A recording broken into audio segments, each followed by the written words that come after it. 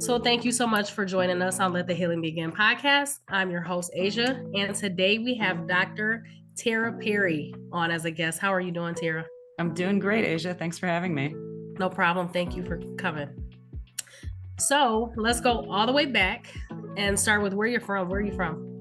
So I was born in Connecticut, and I actually was really blessed. My mother raised Arabian horses, so I got to travel all over the country and go with her on those expeditions.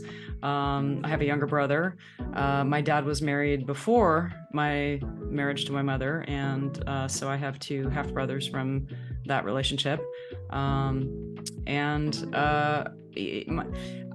ahead. You wanted to ask me a question? No, I was going to let you finish, but I do have a question.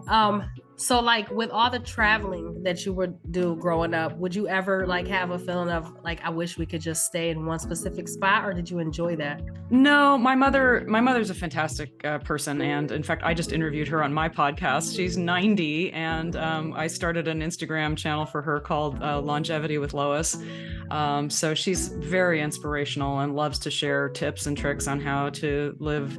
You know, she's still scampering up and down ladders at 90. So she loves to share her wisdom about, you know, how to do that. And, you know, part of it's nutrition, part of it's exercise, but part of it's mindset as well. And it's truly about framing, you know, whatever your circumstance is in a positive light, because that just, oh, wow, is that powerful.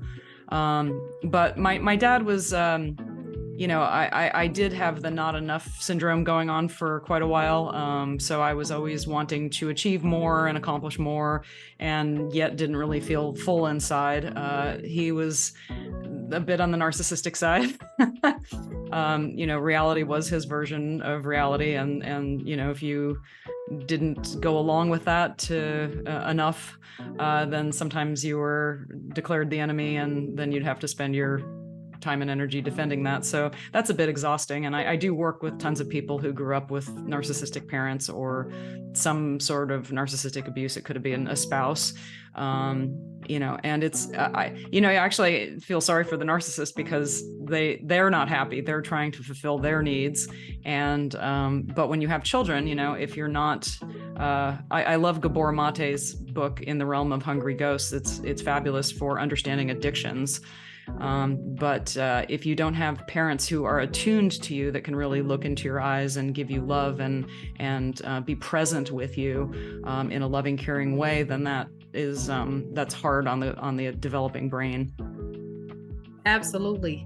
Like at what point, because narcissism like is a term that I guess is like being brought up more often these days. What I guess what feelings did you have growing up? Like at what point did you become aware that your father was a narcissist?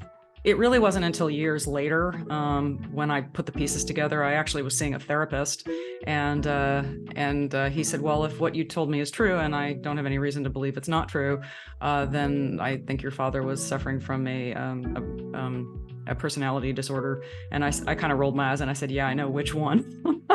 And he said, it sounds like narcissistic personality disorder. So there's a wonderful tool that I use, especially when people call me and they start describing characteristics. And I ask, well, are you dealing with a narcissist? And sometimes they're not sure. There's something called the narcissist prayer. And if you go on Google and just Google it, it'll come right up. And each line is explained, but it goes something like this. And I should have it committed to memory by now, but it's that didn't happen. And if it did, it wasn't that bad. And if it was, you know, I didn't do it. And if I did, you deserved it. So it's hard to have a positive relationship with somebody that doesn't ever sort of acknowledge your point of view as being at all valuable. In my case, you know, if you disagreed, you kind of got declared an enemy, and then, you know, you'd have to spend your life trying to defend that. And then, you know, you might succeed after 3 days of conversation to get somebody to see the other side. But then, you know, in another half a day, it would vanish and you'd be back at square one again. So, Yeah, it's I think the narcissist prayer I mean, I have shared that with countless people, and as soon as I read it, their eyes light up and they go, oh yeah, that's exactly it. Gaslighting is a big one. So and I didn't know what gaslighting was until, goodness, after my dad passed, and I was dealing with my brothers, and somebody said to me, Tara, they're gaslighting you. And I looked at her and I said, what's that? And I went and I rented the movie Gaslight, and suddenly my jaw hit the ground. And I went, oh, this is a thing. So, I mean, honestly, healthy boundaries is just a thing that one has to develop. And, we're not a victim of our past unless it's running our lives and our triggers unconsciously. Once we can, start to have a life and our own autonomy and choose who and what we let in. I constantly get feedback from my clients that they're developing boundaries that they never had before, that they have this invisible magnet that can draw to them what they want and what they need and what they deserve, and they can automatically repel what doesn't serve them anymore. And they often do make kind of major life changes, like, oh gosh, I didn't realize my friends were dragging me down. I didn't realize my family was dragging me down. I didn't realize my spouse was dragging me down. And, if you change, that situation's got to change. Either they've got to step up and become the positive energy that is worthy of your presence, or you got to find new people to hang out with.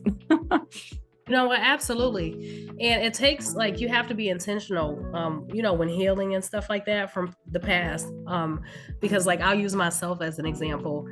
It first took me to become aware of the fact that I'm not that helpless child anymore. Now I have a choice, and by all means, I'll exercise that choice that I have, to, establish those boundaries and not only make other people stick to them, but myself as well, 100%. So let's go on behalf of listeners, right? Let's say there's a listener that doesn't necessarily understand what a narcissist is. Can you give a description of a narcissist? Well, I actually got the domain name The Pain of Zero because, if you're with a narcissist, they're a 10, and by default, you have to be a 0. It's just your beingness doesn't come into the equation. It's like, the law is theirs, the version of reality is theirs. And they can be manipulative in terms of, forcing you to go along with that version of reality. And I just find it exhausting. People that are healthy relationships. And the problem is when you grow up in a relationship dynamic that's not healthy, unfortunately, that becomes your default because that's what's familiar. So that becomes your definition of love. And it takes a while to be able to decode and debug that and have the proper resources to recognize what it is you're struggling with. And all of this is buried in the subconscious mind, which is scientists now know is 90 to 95% of our mind. So that can be tough to manipulate and access. I do hypnotherapy, and so that is a very elegant way to get into the subconscious mind and discover what's there and what it needs and what it wants. And when you can access it that way, then you're not fighting it anymore. You're working with it. You're dancing with it. You're loving it. You're forgiving it. You're forgiving yourself. The world and other people. Forgiveness and gratitude, I think, are two of the biggest powers on the face of the earth. I think meditation is a powerful tool. I'm a huge Dr. Joe Dispenza fan. He's famous all over the world. He was hit by a car during the bicycle phase of a triathlon and broke every lumbar vertebra. His entire low back was broken. And the only way to medically treat that is to put rods in because the spine can't heal otherwise. And he didn't want that because he knew it meant a lifetime of immobility and pain. So he refused the surgery. And with the help of his buddies, who are all black belts, a swimming pool, not allowing himself a single negative thought, and eating only the most nutritious food, he got back to work in just a few months, which is shocking. So now he considers it the best thing that ever happened to him because he helps people raise their heart and brain coherence, because in that state, you're just, you're so much more able to heal. Absolutely. You're so much more able to let the healing begin. I like that. You know what? That was nothing but God. I really like, because our thoughts and our perception really shape our reality, So I do want to ask you a question. So like when you came to understanding that your dad was a narcissist, I know you said that he passed away a few years ago. Were you ever feeling like any resentment towards the way that he was when you were growing up? I am so grateful that I worked through all that. I mean, I did not want to be that person that when they found out their parent is dead, that they didn't get to say what they wanted to say. They didn't love them enough. They didn't forgive them enough. So I really, really, really did a lot of work on that. So no, I fortunately did not. And I feel actually a closer relationship to him now. And I'm very into quantum physics, and I'm very into near-death experiences. And I just interviewed Eben Alexander, who became more dead than any human being ever has. He was 40 weeks on the New York Times bestseller list. And what's showing up is these near-death experiences have a lot of common features, such as life reviews. No, I accept that I don't fully understand how the world works, and that if you love and forgive yourself and love and forgive other people, there's immense power behind that. And I just feel real peace with it now. He did the best that he could with what he had. He loved the best of his ability. He just didn't have more. And you know what? He was born a premature child. And way back then, they stuck children like that in an incubator, and it would kill most of them, because when your neurological system doesn't have touching as a baby, that's torture. Yeah. So, who knows why he was the way he was. And it's not for me to judge it. And I just feel no need to judge it. And it's so freeing. I mean, it's said that if you hold a grudge over somebody else or don't forgive them, it's like drinking poison every day and expecting them to die. That's exactly what it's like. That's exactly what it's like. And you know what? I think, like, personally, along my healing journey, when I wanted healing at the beginning of my journey, the first thing that God told me to do was to forgive.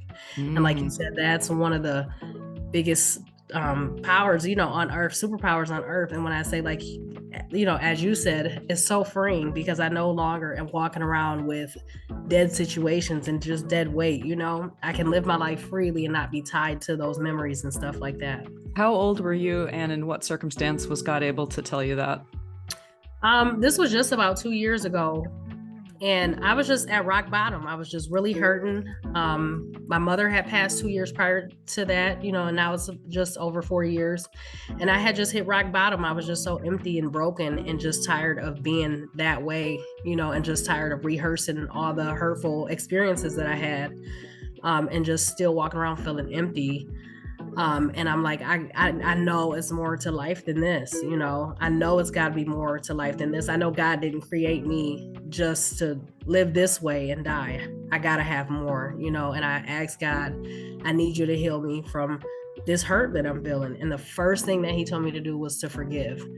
And not only myself, but also others, and also to ask for forgiveness from others for being unforgiving towards them. Beautiful. I'm also reaching out to interview a guy named Dietrich Woolrich. He wrote Choose Again, and he has steps on radical forgiveness. And his story is spectacular. Talk about forgiveness. Oh my goodness, you've never heard such a story. He was raised in a Japanese internment camp, which is a life that none of us could really imagine. And he saw horrible brutality and, horrible treatment to women, and as well as himself. And so he was, he got into alcohol and was negative, and his life was a disaster. And then I don't know what the pivot point was, but he got into radical forgiveness, and not only forgived himself and all the other people that had harmed him, he forgave himself for World War II. Oh, wow. Can you even imagine? I can't. But again, it's like, he just let himself out of prison. Mm-hmm. By being able to do that, he let himself out of prison. I actually had a patient once, and this is a great story. She could not take a poop in the morning, and she would need to do 2 enemas every single morning just to poop. And, you know, I did all the acupuncture and the Chinese herbs, and it would help, but it wasn't really, really, really turning the corner. And so I sat down and I said, when did this start? And she said, well, you know, we were living in this house, and my mother-in-law, blah, blah, blah. And she says, because the mother-in-law had been unkind to them when they were, you know, having to live at her house. And she says, yeah, and I just can't let go of it. And I said, you're not letting go, all right.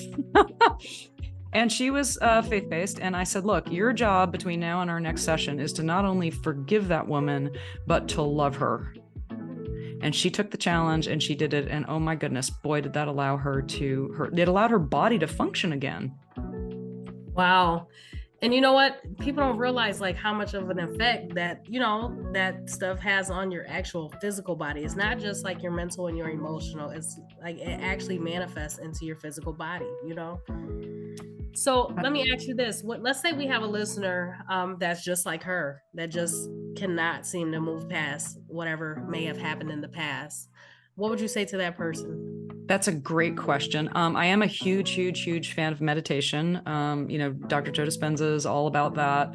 My meditation teacher would always encourage meditation. And when you go inside and find out where the knots are tied up in your body, you know, if you're having that kind of grudge, that kind of hatred, it's hanging out in your body, like you said, and it's having a toll. It's taking an effect. And if it's not turning into something bad today, you know, if it hangs out there long enough, you know, that kind of stress and hatred can cause all kinds of problems.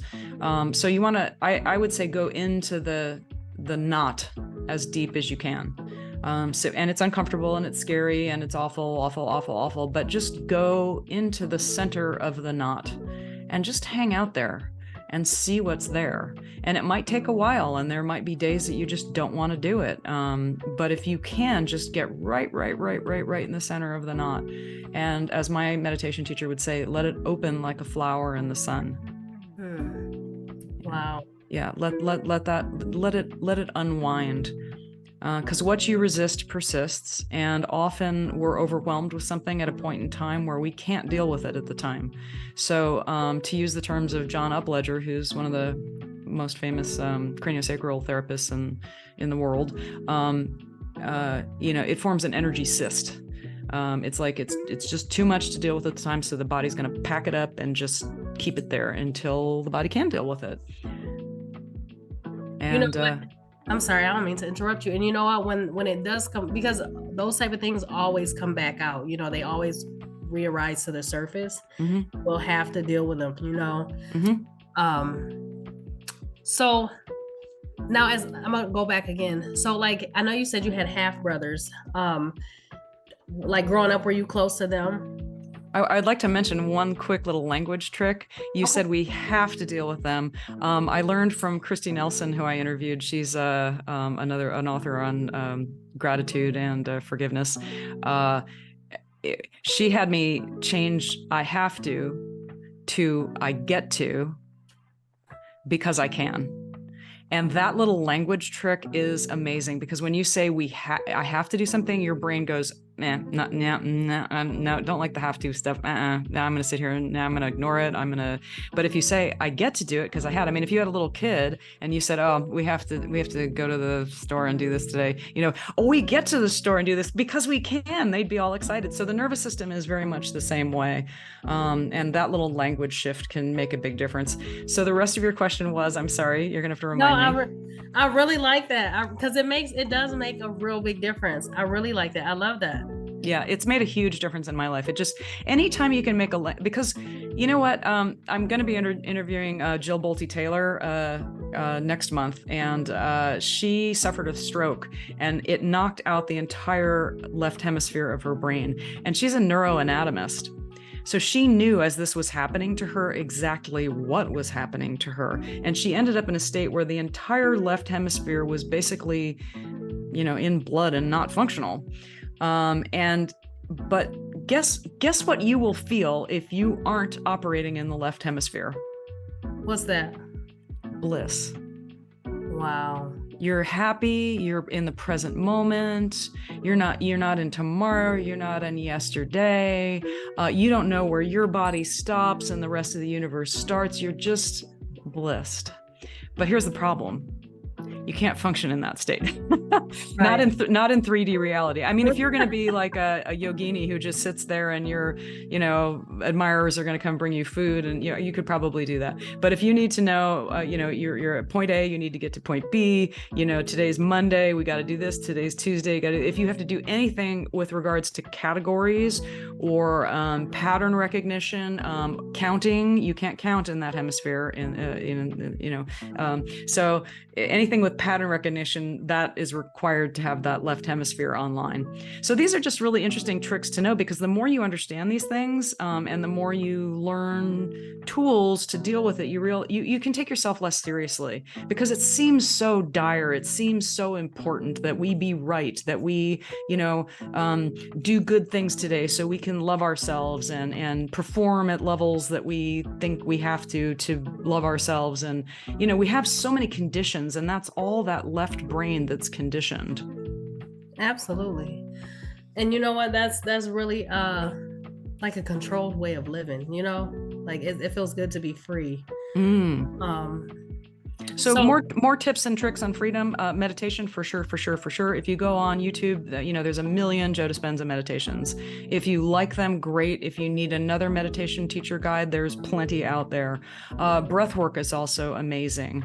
There's a guy named Leland who has the Willful Warrior. He was a paraplegic once and a quadriplegic once, and both times he used breath work to restore his functionality and his mobility.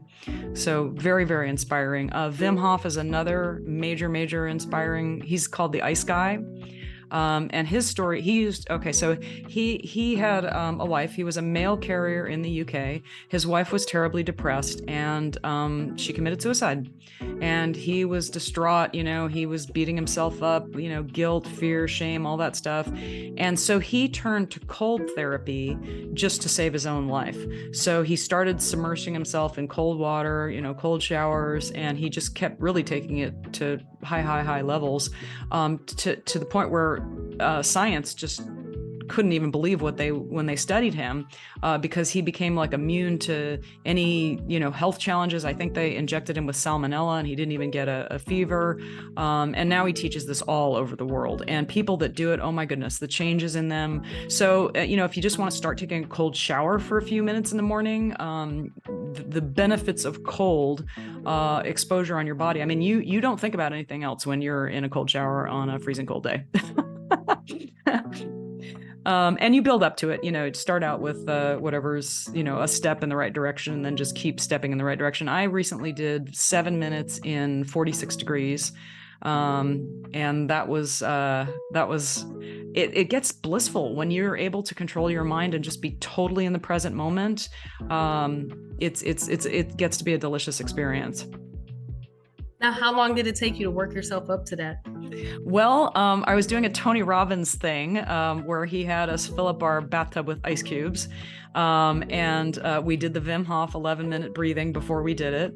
And I did 3 minutes, actually a little more than that. And I felt like I could have gone longer, but you kind of walk that edge of like, well, maybe I don't want to do anything that's going to harm me. So I did the 3 minutes, maybe 3 minutes and 20 seconds, something like that. And boy, you feel that when you come out. It was a warm day when I came out, and you're shaking. So Wim Hof is the resource for that. He's got an app, and he has all the instructions and guidance and all that on there. But his and he's got a bunch of YouTube videos as well. Very, very inspiring. That's nice. I'm gonna have to check it out. I've been seeing more of like the cold baths and stuff like that lately. And I'm just like, oh my gosh, I just don't know if I can do it. I really would want to try it. So maybe this is my sign to give it a try. Well, if you listen to his videos, they can be very inspiring. And when I heard Tony Robbins talking about all the medical benefits, like increased growth hormone and this, that, and the other thing, I'm like, well, heck, it's free, it's there, and I'm going to try it. So I started out in California where, I turned the shower on, it wasn't that cold. And then I moved to Nashville. And as it got into winter where it was sub-zero, below zero Fahrenheit, it got really, boy, that'll get your attention. Absolutely. So do you have a close relationship like with your half brothers? That's been an interesting journey. I'd say some of my dad's challenges with relating got picked up by my brothers. And for a while, there was not communication between us. And I just honestly, I prayed and I sent them love, prayed and sent them love, prayed and sent them love. And two of them came back. I was really surprised, very happily surprised. You know what? And I want to elaborate on what you just said a little bit. So like, how did you, I guess what I'm trying to say is like, if we have a listener that doesn't know how to really necessarily like let go, like free a person, you know how we have to like free a person out of our system in order to like keep living, you know, send love and, you know, just pray for a person and keep going like you said you did. What would you say to that person? Well, I love the saying, and I think I made it up. Decisions are easy when there's no alternative. If you're suffering, you know, and you're drinking poison every day, it's real easy to go, oh, stop drinking the poison. It's hurting me. You know, it's really a simple decision when you just look at it that simply. It's that simple. You don't have to figure anything out. You don't have to. I mean, if that guy can forgive himself for World War II, he didn't create World War II. Yeah. You know, he was the victim in a Japanese internment camp. He was a little boy. He forgave himself for World War II. I mean, good gosh. Right. And so I want to ask you another question as far as like the listeners go.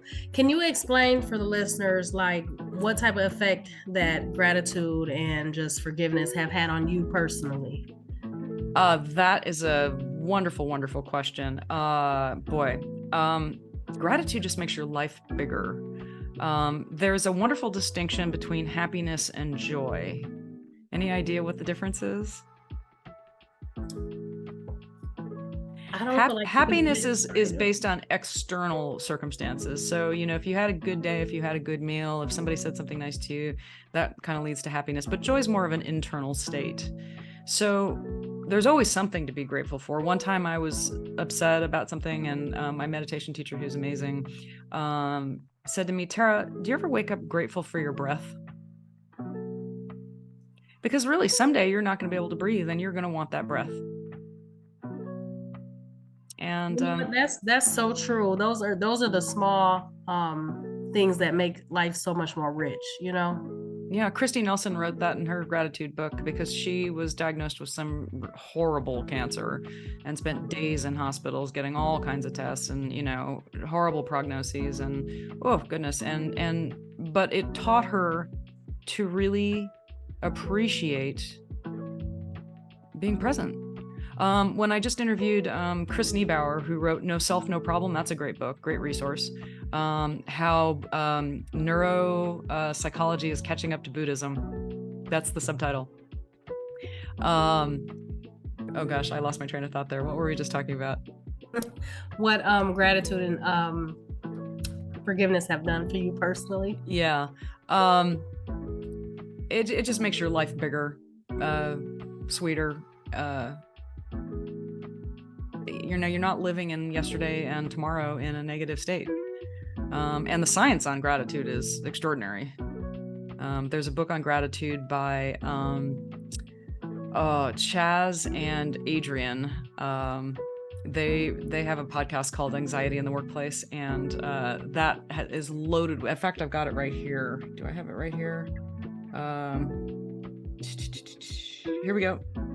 Wait a minute, grab it. Dun, dun, dun, dun. Leading with Gratitude. This has got a lot of science on gratitude, and it's unquestionable that if you are grateful, it helps your health, it helps your relationships, it helps your income, because these guys work in the workplace a lot. And it's, again, if something's free and every aspect of your life gets better, it makes sense to invest in it with your consciousness, because your consciousness really is your biggest asset. Now I remember. Okay, Chris Niebauer, I've come back to that full circle in my brain. He is a professor he has a 22-year history, and he would say to his students, look, I'm going to give you all the money you want, all the health that you want, all of the greatest relationship. The only thing I'm going to not let you take with you to that beautiful place of having everything you want is your consciousness. Would you take it? Not one said yes. So what does that tell you about the preciousness of your consciousness? You know what? That's deep. That's really deep. That's really deep. I don't blame them. I wouldn't either. What good is it going to do? You'd be a zombie. Absolutely. Absolutely. You know what? And I've noticed, like, just being in a place of gratitude, like, you notice the small things that you didn't notice before. You know what I mean? Like, you start to put attention on the small things that make life, so rich, and that come together and make life, what it is.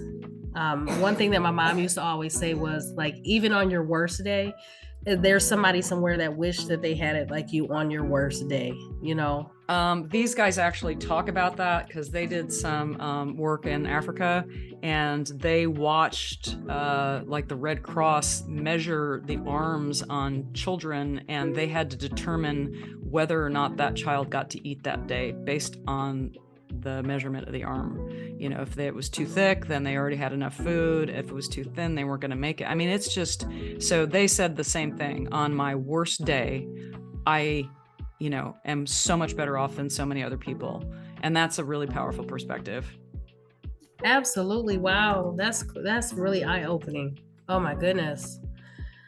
So how old were you when you like got out on your own and stuff like that? Great question. I was lucky to be able to go to college. And then I ended up going into the entertainment business, of all things. My father knew and introduced me to a famous movie producer at the time. So I learned how to read scripts for a living. So for a couple of years, that's what I did. I read TV and film scripts and wrote what's called coverage on it. And then I ended up in production development. I ended up at one of the leading talent agency in Hollywood. So it was the place that everybody wanted to be. It was the center of the universe. We represented everybody. It was so competitive to be working there that we had lawyers and MBAs from Stanford and Harvard working for minimum wage. I kid you not. That's how competitive it was. So after 2 years of there, two of the top guys wanted me to work for them, and I honestly I felt like I was suffocating. It felt like a really soulless environment, and I called up my homeopath one day and I said, "What would I do if I want to do what you do?" Because I was really impressed with how he helped people. And when he told me, it's literally like God parted the clouds and turned the lights on and said, "This is what you're going to go do," which was crazy because everybody was trying to get into this place. And I was being given open doors to move up higher, and I didn't want to be there anymore. So I started going to acupuncture school to study holistic medicine. Went to China for a year and studied there at one of the top 5 traditional Chinese medical hospitals 2 years after Tiananmen Square. Amazing experience. So I never looked back, and actually a lot of people in the industry would come to see me for acupuncture. I did the acupuncture on David Duchovny for the cover of Esquire Magazine. In fact, that's right behind me there right there. That's amazing. And they'd come to my office and they'd say, "Oh my God, you're so lucky you got out." And yes, I mean, it wasn't in alignment with who I really am and what I really want to be doing. I love helping people. I feel like I get to let people out of prison, and that makes me happy. And now that I understand how the mind works so well, we're in a prison that we have created to a huge degree. We have thought tracks that we've run from experiences that happened when we were younger. As Marisa Peer says, it doesn't matter what happens to us, it's our interpretation of that matters. So it's the story that you created about yourself, the world, and other people. We're like iPhone 14s operating on iPhone 3 technology. Yeah, how well is that going to work, right? So, our subconscious mind doesn't know this. It just fired and wired. It's called Hebb's Law. This is a scientist that became well known in 1948, and he showed that neurons that fire together wire together. So when you have a strong emotion and a strong thought, they get wired in there, and that's why it's so difficult to change. So meditation is so powerful because you can then sink into that subconscious mind, feel where those feelings are, and, let them go. That can take a while. It takes a lot of patience. It takes courage. You have to do it even when you don't feel like it. But you will reap rewards from it. I have everybody that's willing, that's working with me one-on-one, is doing that simultaneously because they know how powerful their subconscious mind is. A lot of these people have already done it for years, but just had something that was still stuck in their psyche that they really wanted to personally go and dive into and understand. So, there's a lot of great tools, and feeling helpless, learned helplessness is not where you want to hang out in. You want to look around, and like you said, when you have gratitude, you start to see more than you saw before, because the blinders are all the self-imposed, I'm not good enough. Other people can succeed, but I can't. It could be shame, it could be blame, whatever the thought tracks are, they're just blinders and filters that change our version of reality for the worse. Absolutely. So let me ask you this, like, what do you feel like was the thing that really attracted you to helping people? Like, what was it? I don't know. It just makes me feel good to go to bed at night feeling like I've done something for somebody. I just did a post on my Instagram. I interviewed Jamal Wilkes, who's a famous NBA multi-time winner. He got the highest honors and highest awards playing for the Lakers and for anyway, John Wooden was his coach, and we spent the hour talking about what an amazing human being John Wooden was, and he said thank you so much because here he is, this celebrated basketball star, and he just appreciated so much paying homage to his coach, because there aren't very many people like this that really, really walk their talk. And he would say that no day is perfect until you've done something for somebody that they can't possibly repay. Absolutely. I recently heard something that just also lit me up. It was like, you want to have a full heart, go enlighten somebody else's heart. Yeah. That's so true. Because I'm also too, like, I love to help people. It's people, it's just people. It just leaves my heart so full, it like, it fills I'm not gonna say a void, but it fills you in places and spaces that, like, you can't really explain, it's more of that joy, versus happiness. It contributes to that joy, which is internal, like you said a moment ago. So I had the opportunity to interview Mark Gober. The interview, my podcast is Next Level Healing, and his name is Mark Gober. And he just came out with his 6th book. After I read the first one, I read all 5 of his books. But it's about quantum physics. And the reason the golden rule exists in every single religion on the planet is because when you're kind to somebody else, you're truly being kind to yourself. It's, we're all the same stuff. So when you're selfish and obnoxious, that's the energy that you're giving to yourself. So the happiest people are the people that are contributing, as Tony Robbins says, there are 6 human needs. There's, familiarity, certainty, uncertainty. So they're opposites, and God's got a sense of humor, because a lot of human needs are opposite, which means you got to have a balance. So there's certainty and uncertainty. There's significance, which means, got to be special. And then there's also community, and those kind of work in opposition, because if you're too special, then you're kind of ostracized from other people. You're not one of the pack. And then after you've met those 4 needs, the next 2, which are kind of where the biggest happiness comes, especially later in life, if you're kind of walking a productive path, is growth and contribution. So if you're growing and you're contributing, you can't help but feel good. And a lot of people that really succeed and end up with everything, they end up giving a lot of their money away because that's what feels good. I was just gonna hit on that, like, literally, when it comes to, like, contributing and giving, pouring into the lives of others, like, you literally have to give out to make room to receive more. You get what I'm saying? Like, how can you always have an open hand expecting more and more and more to come if you don't have room for what you're wanting to come, And God's shown me that. And like you said a moment ago, like people don't realize that we're all really connected, as one, Well, So when you look at quantum physics, it actually proves it. And what I love about Mark Gober's book, An End to Upside Down Thinking, is that his story is that he graduated from Princeton, summa cum laude. He was captain of the varsity tennis team, went to work on Wall Street, was obviously successful at everything he did. He's a super bright guy, but he wasn't happy because he was a materialist. And then he started getting into podcasts and that were talking about spirituality. And he started thinking, wait a minute, there's really solid science behind this spiritual stuff. So he started quantifying it and realized, wow, it's stunningly documented.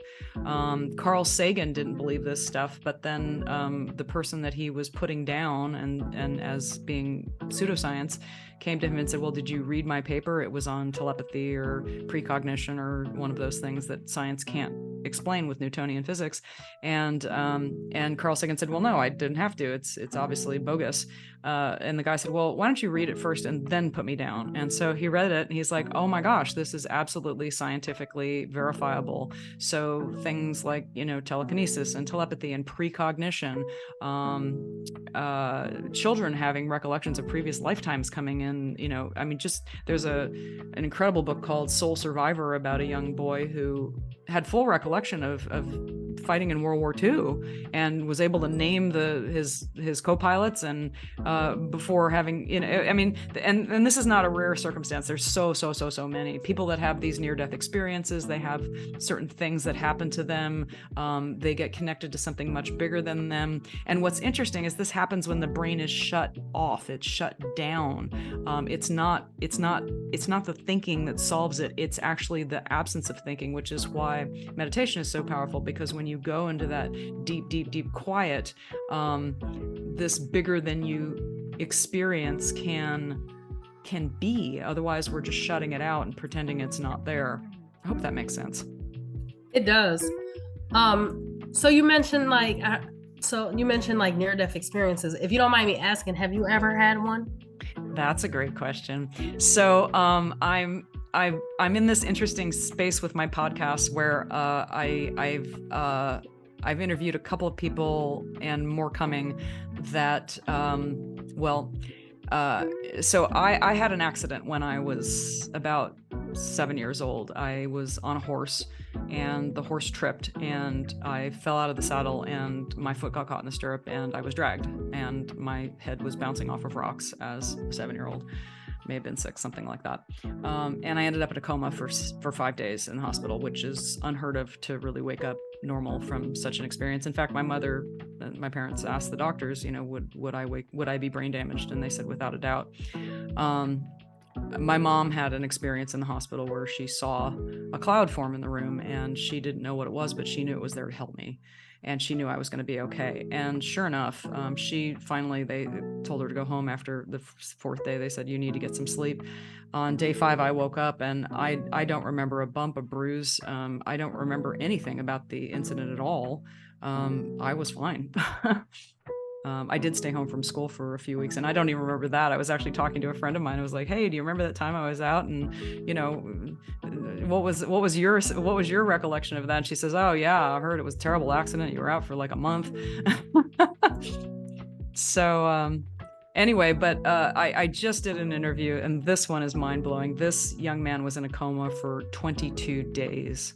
And the father had a near-death experience when he was a younger man. So he knew there was this place that one could have very, very heightened awareness after they were outside of their body. So he talked to his son. Now, the hospital wanted to harvest his brain. And the father was like, yeah, I don't know. And so he said to the son, look, if you're there and if you can hear me and you want me to help you come back, he says, if you want to go, I know it's a beautiful space that you're in. And if you want to go, I respect that. But if you want to come back, track your eyes from left to right. Give me a sign that you want to come back. Guess what? The eyes track from left to right.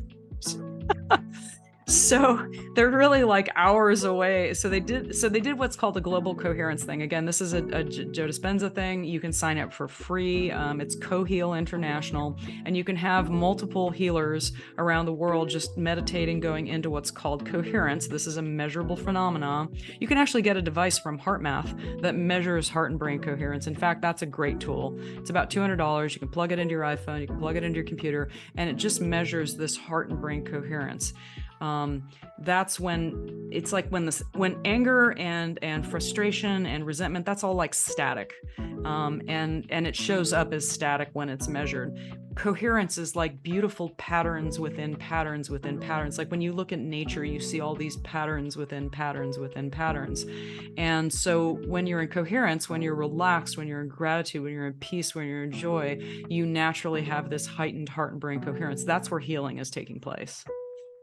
So he sets up this global coherence thing. He lucks out and he ends up like on a really big one with like 50 healers from all over the world. And Joe Dispenza is measuring this. They just finished measuring one with post-traumatic stress disorder. It's being published in major journals now. So we're about 3 years into this research. I should say Joe Dispenza and his group is about 3 years into this research.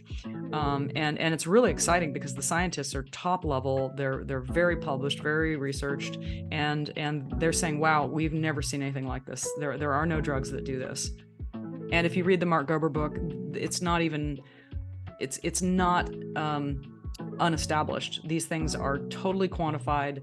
They are statistically significant to degrees that even the head of the American Statistical Association, Jessica Utz, said, if it were any other branch of medicine, it would be totally accepted as real. But because it's, paranormal or metaphysics, or we don't really understand how it's working, it gets rejected.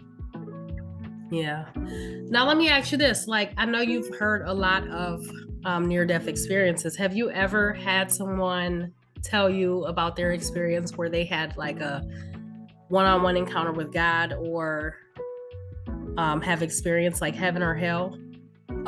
Great question. So typically with near-death experiences, people, it's a blissful experience and it's an educational experience. So people come back much more eager to learn, much more eager to give, much more eager to make the most of every moment of their day. Very, very, very few NDEs are negative. And in Eben Alexander's book, Proof of Heaven, he talks all about that. I do know somebody who flatlined twice.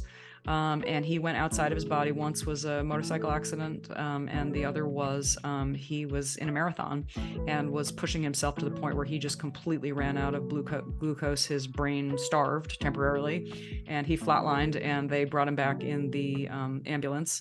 Fortunately, somebody was there that knew exactly what was going on, got him glucose immediately. And my friend's a very spiritual person. The guy in the ambulance said, "You're the only guy we ever brought back from unconscious or from death that was chanting when he arrived back."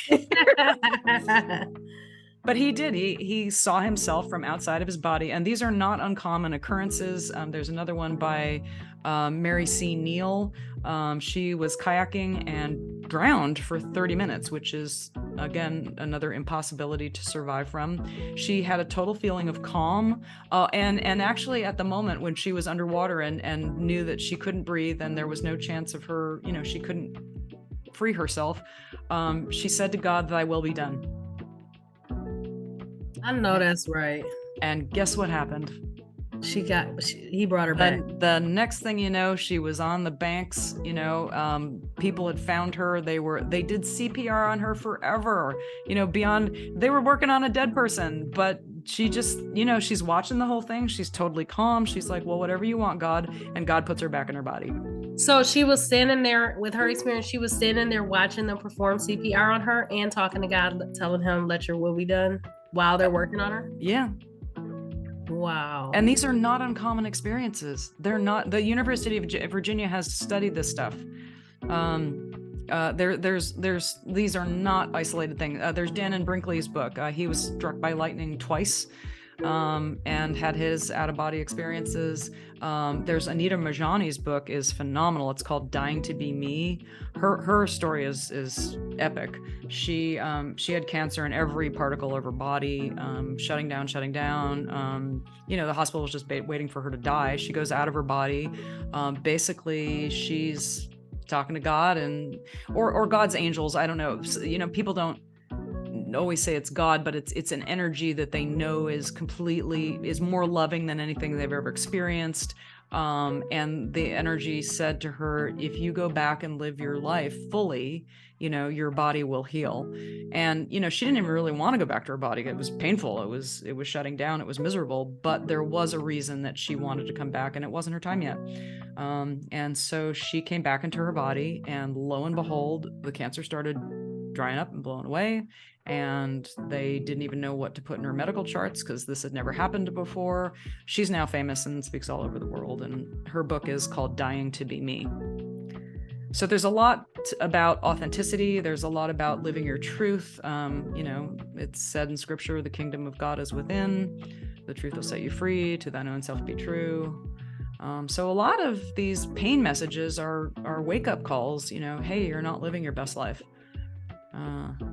Time to do that. Time to let the healing begin. I like how you keep doing that. I like that. And you know what? That's crazy because one of the clients where I was working at, he told me about his near-death experience. He was shot 8 times and he died. And he said that he had an encounter with Jesus while he was out, saying that, I'm going to give you a second chance to go back and tell everybody, about your experience, the fact that I'm real.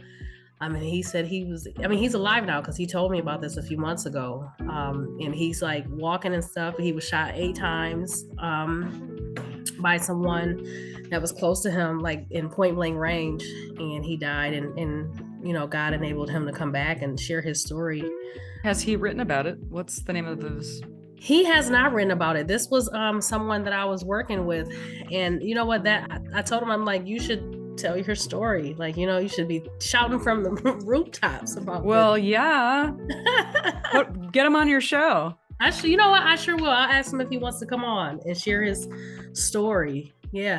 And you know what? That's something that you mentioned, authenticity, because when I say God has been bringing these 2 words, authentic and authenticity, like up before me for the last few months, right? And I'm like, God, what is this about? And just over these last 2 days, today makes like the second or third day that he's been giving me piece by piece to this authentic puzzle, and he revealed to me, like, in this season, the spiritual currency is going to be authenticity. That's what's going to do it in this season. That's what's going to unlock the doors and allow us to walk into these rooms that we need to be in, is the authenticity and transparency and being exactly who he created us to be, like to our core, being true to us, flaws and all, Beautiful. And so when you just said authenticity, I'm like, oh my goodness, God, you're doing it again. Yep. And the more you start doing the flow, the more synchronicities happen, the more it's the universe winking at you. Yeah, you're on the right path. That's awesome. So let's go to like, I know you keep saying that you help people. I want to let the listeners hear what it is that you do now. So for 23 years, I did acupuncture and nutritional medicine, and I loved it. It's great stuff. I help people avoid surgeries and recover from injuries and paralysis and all kinds of things. But right before COVID, I found that I'm really good at helping people go into the subconscious mind and basically finding what's stuck and reprogramming it. And it's elegant, it's simple. When there's 4 brainwave states, there's alpha, beta, delta, theta. We're in beta right now because we can multitask, we can be aware of stuff going around us. But that's not a really good place to connect to the subconscious mind. That you really want to drop into low alpha, which is that dreamy place that you're in when you're coming in and out of sleep, when you're watching television, when you're meditating. It's a very suggestible state. And it's kind of difficult to do. It's very difficult to do to yourself because when you're teetering on the brink of sleep, you can just doze off and forget it. But when you're working with somebody, then, it's very accessible to find out what those feelings are attached to. So that's always where I start. What are I have a magic wand in the other room, and I give it to somebody or show them, because I work with people all over the world, and I say, if there's 3 feelings that you'd give anything to not feel anymore, what would those be? And they tell me, and I was like, okay, where is that in your body? And oh, it's here. And what color is it? Yeah, and what else do you notice? Is it tight? Is it empty? Is it electrical? And when they can really feel it, how long has it been there? And sometimes it's been there their whole life. Sometimes it was after a severely traumatic event. It's usually something that got cemented in childhood. And then, okay, if we wave that magic wand and it's all gone, and there's 3 feelings you'd give anything to experience on a regular basis, what would that be? And so then they tell me that. And it's usually peace, freedom, being enough, joy, bliss, those kind of things. And I work with people that have never experienced bliss in their entire lifetime, and they came to me because they couldn't sleep at night and had done regular sleep therapy and it didn't work. And after 3 sessions, and they're like, I don't even know how you did this, because you didn't even say the word sleep. I didn't have to, because I just had to get to the emotion that was preventing the sleep from happening. And then once you can clear out those filters, and again, the reptilian part of the brain, it likes what's familiar. It doesn't care if you're happy, but it wants you to be safe in the familiar, even if the familiar is horrible. It's like Stockholm syndrome. So in order to get it to drop that, it needs to fully see, ouch, that's painful, that hurts me, that's bad. Then it'll drop it, but then you've got to give it a very clear pathway to get from where you are to where you want to go. So after the session, I make people a customized audio tape that they listen to each and every day to fire and wire the new neural pathways to get them from where they are to where they want to go.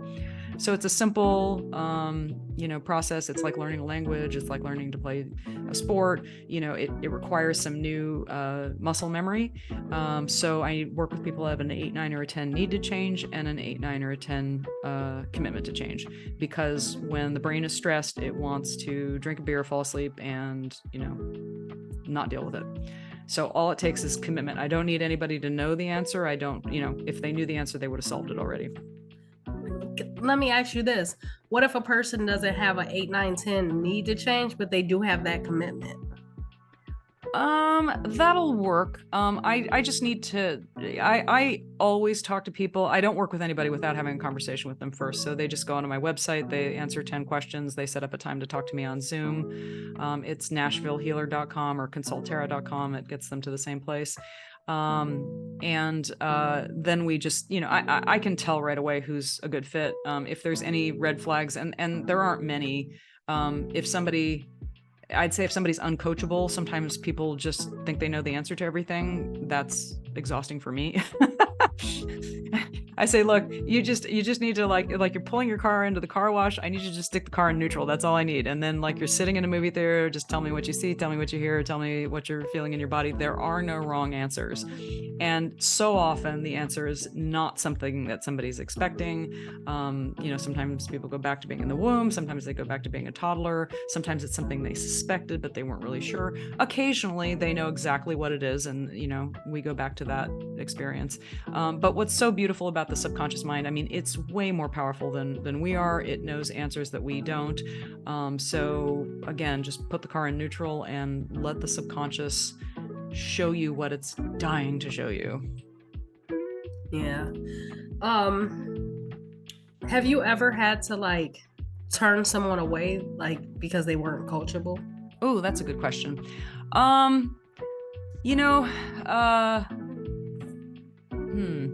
I don't think I've ever turned anybody away. I'd say when it does happen, which I'm getting better at catching it. And I'm also getting better at just prepping them to put the car in neutral, because that really, really is important. But occasionally I've just, the results are just less satisfying, but we're talking about, 2% of the time. Because 95% of the time it works just exactly beautifully, because people are, they're fed up, they're tired, they don't want to live the way they've been living. They're totally open to, let's figure out what this is and just you drive the bus. Absolutely. So I got another question for you. So I know you mentioned holistic herbs and stuff like that, like Chinese herbs. Mm-hmm. So over these last few months, I've been trying to drift off from medicine and more into herbs and vitamins, things like that. Can you give your top 3 herbs that you would recommend for folks? Great question. So this is general information. Obviously, it's not medical advice for anybody in particular. And if you've got a medical connection, you got to talk to your doctor, blah, blah, blah. So there's two things that I love to take before I go to bed at night. Magnesium is something that most people don't have enough of. It's needed for hundreds of different functions in your body. It's a natural muscle relaxant. So one time I had thrown my back out and I was at home in horrible pain, didn't have anybody to go see. I was a starving student. And I called up my homeopath that was so influential to me. And I said, well, what do I do? And he says, well, do you have this? And I said, no. Do you have this? Do you have that? No. Do you have magnesium? And I said, yeah, I got that. He said, take a bunch of that. And it did. It helped just, relieve the spasm.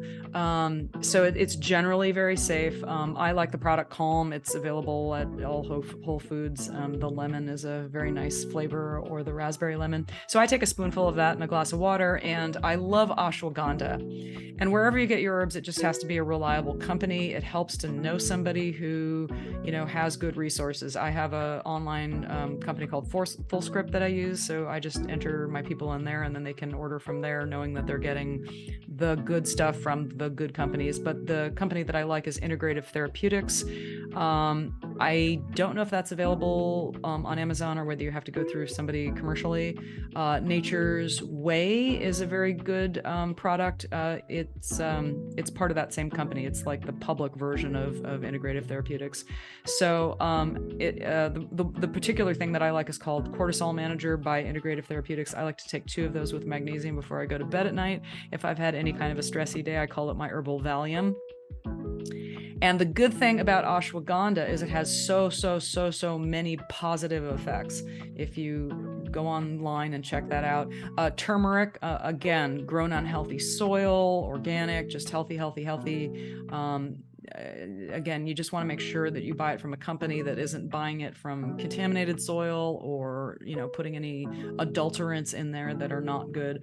But the benefits to turmeric are so abundant. It's a wonderful anti-inflammatory. Again, if you just Google it and check any good herbal site, you'll find pages of information about turmeric. So those are some. There's also things called adaptogens. So there are things that whatever, whether you're too high or too low, if you're too high, it'll bring you down. If you're too low, it'll bring you up. It's very good at regulating where you're at. And there's a bunch of those, astragalus and